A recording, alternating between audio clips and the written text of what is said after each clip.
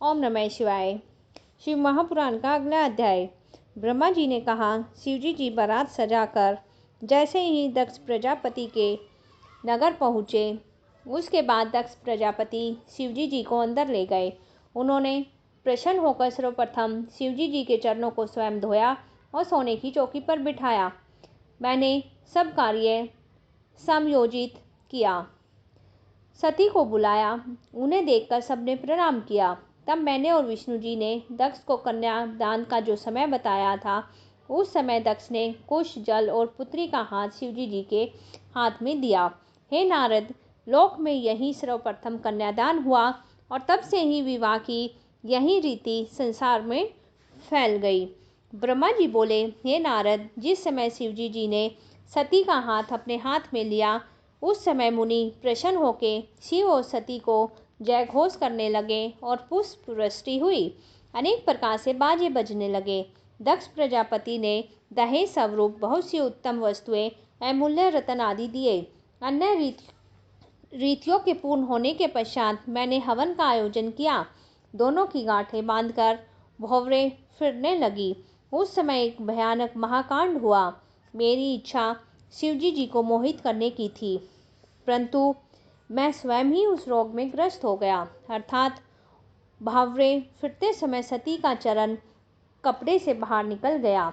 जब मेरी कामुक दृष्टि उस पर पड़ी तो मैं मोहित और मुग्ध होकर बुद्धिहीन हो गया, और ऐसी दशा में मेरे हृदय में सती का अनुपम रूप देखने की अभिलाषा जागृत हुई। मैंने एक उपाय किया कि एक भीगी लकड़ी आग में डाल दी, जिससे बड़ा धुआं उठा और शिवजी जी के नेत्रों में वह धुआं लगने से ऐसे आंसू बहाने लगे कि शिवजी जी उन्हें दोनों हाथों से पोंछने लगे। ऐसे सुअवसर से लाभ उठाकर मैंने सती के मुख से घूंघट उठा के उनका सुंदर स्वरूप देख लिया और कामदेव के प्रचंड वेग से दुखी होकर सब धर्म कर्म को भूल गया। मैंने उसको इस प्रकार से छिपाया कि किसी को यह बात प्रकट ना हो सकी, परंतु शिवजी जी ने अपनी दिव्य दृष्टि से इस भेद को जान लिया। तब वे मुझ पर अत्यंत क्रोधित होकर धिक्कारते हुए बोले, हे ब्रह्मा, तुमने यह निंदनीय कर्म क्यों किया? तुम बड़े कामी हो।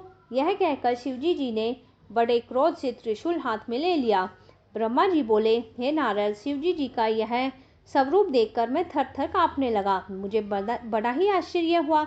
यह दशा देखकर सब लोग शिवजी जी द्वारा मेरी मृत्यु का निश्चय करके शिवजी जी की स्तुति करने लगे, परंतु शिवजी जी का क्रोध कम ना हुआ। दक्ष प्रजापति भी हाथ उठाकर शिव शिव कहने लगे। मेरे मारने की मना ही करते हुए शिवजी जी से बोले, हे प्रभु, आप इस समय रंग में भंग ना करें। शिवजी जी ने कहा, हे दक्ष, तुम अब मुझसे कुछ ना कहो। मैं ब्रह्मा को इस किसी भी प्रकार से क्षमा नहीं कर सकता। इसने वेद के पद को भुलाकर सती को पाप दृष्टि से देखा है। शिवजी जी के ऐसे क्रोधपूर्ण वचन सुनकर उनके कोप से समस्त सभा कांप उठी। तब विष्णु जी ने शिवजी जी की बहुत स्तुति करते हुए कहा, हे प्रभु, आप अप्रेमय है।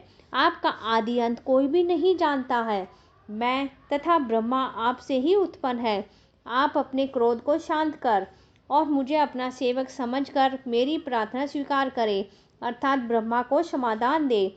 आपने ही ब्रह्मा को सृष्टि की रचना के लिए उत्पन्न किया है।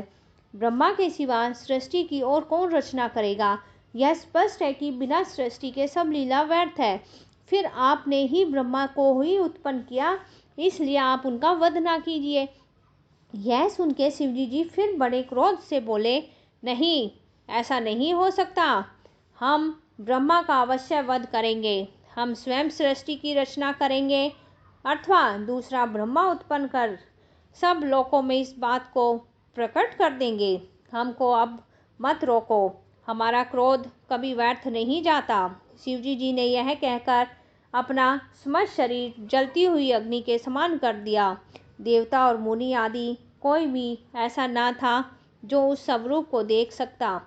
मैं तो जैसे शिव रूप में ही समा गया। दक्ष को भी अति खेद से सब आनंद विस्मरण हो गया। उसने अत्यंत दुखी होकर शिवजी के चरण कमलों का ध्यान करके बहुत प्रार्थना की। विष्णु ने मुझे शिवजी जी के चरण में डाल दिया तथा मुझसे बहुत स्तुति कराई, स्वयं भी स्तुति की। वे बोले, मैं और ब्रह्मा दोनों आपके सेवक हैं। आप अपनी कृपा दृष्टि से हम दोनों की ओर देखिए। ऐसे आनंद उत्सव में किसी प्रकार का शोक उत्पन्न नहीं होना चाहिए। केवल आप ही हमारे रक्षक हैं। आप जो उचित समझे वही वर दीजिए। आप ब्रह्मा के दोनों हाथ पकड़कर उन्हें अभयदान दीजिए। यह कहकर हम दोनों शिवजी जी के चरणों में गिर पड़े। दक्ष भी अत्यंत दीन होकर त्राहिमाम त्राहिमैम कह उठे। हे नारद, उस समय शिवजी जी ने स्त्री को अति दुखी जानकर अत्यंत कृपा पूर्वक मेरे मस्तक पर अपना हाथ रखा और मुझे अभयदान दिया। उस समय मैं और विष्णु अत्यंत प्रसन्नता को प्राप्त हुए। दक्ष और अन्य सभासद भी आनंद मगन हो गए और उस सांस में भरकर मैंने भगवान सदाशिव की अनेक प्रकार से स्तुति की और यह कहा, हे प्रभु, आपने मुझे पाप रूपी समुद्र में डूबते हुए की रक्षा की है, नरक की अग्नि से पड़ने से बचाया है। अब आप कृपा करके यह उपाय बताइए जिससे मेरा यह महान पाप नष्ट हो जाए।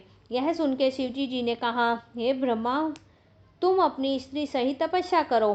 तुम्हारे पाप का यही प्रायश्चित है। जब तुम तपस्या द्वारा निष्पाप हो जाओगे उस समय तुम्हारा नाम रुद्रशिरा होगा और तभी तुम अपने संपूर्ण मनोरथ को प्राप्त होंगे। तुमने देवताओं का अधिपति होते हुए भी जो मनुष्य के समान निकृष्ट कर्म किया है उसके द्वारा तुम्हें मनुष्य योनि में जन्म लेकर लज्जा उठानी पड़ेगी और इस उपाय से तुम्हारा पाप नष्ट हो जाएगा। भगवान सदाशिव के मुख से निकले हुए इन वचनों को सुनकर मुझे और दक्ष को अत्यंत प्रसन्नता प्राप्त हुई। इतनी कथा सुनाकर नारद जी ने पूछा कि जब भगवान सदाशिव का क्रोध शांत हो गया और वे प्रसन्नता को प्राप्त हुए। धन्यवाद। ओम नमः शिवाय।